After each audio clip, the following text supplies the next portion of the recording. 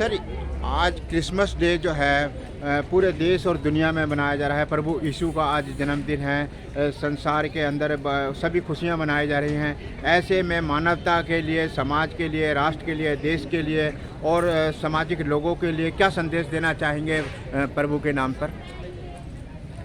मेरा नाम रेवरेंड शशिमुअल है और मैं इस चर्च का फादर हूँ। तो चर्च ऑफ एसेंशन करनाल जो CNI का चर्च है, ये हिस्टोरिकल चर्च है और ये लगभग 107 साल पुराना चर्च है और परमेश्वर की बड़ी कृपा है इस चर्च पर। करनाल वासियों के लिए बड़े आशीष का कारण रहा है ये चर्च, आज भी है। और मेरी शुभकामना इस क्रिसमस के त्यौहार पर आप सब के लिए है। जितने भी लोग इस चैनल के माध्यम से आज ये सुन रहे हैं, मैं उन सबको क्रिसमस की बधाई देना चाहता हूँ और परमेश्वर का धन्यवाद कि उसने ये होने दिया कि ये साल फिर हमारे जीवन में आया। हमारे भारत सरकार का धन्यवाद कि उन्होंने पूरी स्थिति परिस्थिति को अच्छे से संभाल के रखा है, जिससे कि हम लोगों के पास कुछ टर्म्स कंडीशन के साथ फ्रीडम भी है कि हम भी अपना त्यौहार मना सकते हैं। तो हम भारत सरकार के शुक्रगुजार हैं और हम सारे जगत को और संसार को और लोगों को ये बताना चाहेंगे कि जैसा यूहन्ना अध्याय 3 और उसकी 16 आयत में पवित्र शास्त्र बाइबल में लिखा है कि परमेश्वर ने समस्त संसार से ऐसा प्रेम किया कि उसने अपना लौता पुत्र यीशु मसीह दे दिया, ताकि जो कोई इस पर विश्वास करे वो नाश ना हो परंतु अनंत जीवन पाए।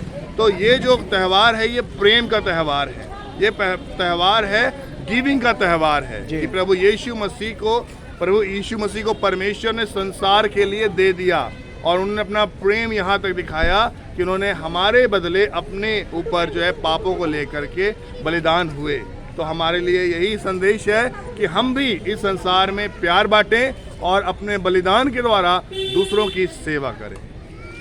सर, जिस तरीके सभी धर्मों को क्या संदेश देना चाहोगे? सभी धर्मों को ये संदेश देना चाहेंगे कि सभी धर्मों में यही लिखा हुआ है कि प्यार, सत्यनिष्ठा और एकता और मेल मिलाप, जो सब धर्मों में बेसिकली थीम है, जिस्ट है, उसको लेके चले। हम किसी के बहकावे में ना आए, हम एक दूसरे को प्यार करना सीखें, एक दूसरे का आदर मान करना सीखें, एक दूसरे को समझना सीखें, क्योंकि कोई धर्म भी लड़ाई नहीं सिखाता, वो प्यार ही सिखाता है। सर, जिस तरीके से जो है प्रभु यीशु ने अलौकिक दूसरों के जीवन के लिए अपने खुद को लहू भी पी लिया, ऐसे में क्रूस पे भी चढ़े हैं मानवता के लिए, तो और थोड़ा सा क्या संदेश देना चाहेंगे? जो जी, मेरा संदेश लोगों के लिए यही है कि प्रभु यीशु मसीह को आप जानिए कि वो कौन है। जी ना, कई बार लोग भ्रम फैलाते हैं और भ्रम फैला करके सिर्फ धर्म और धार्मिक बातों पे ही चर्चा करते हैं, परंतु यीशु मसीह कोई धर्म परिवर्तन करने नहीं आए।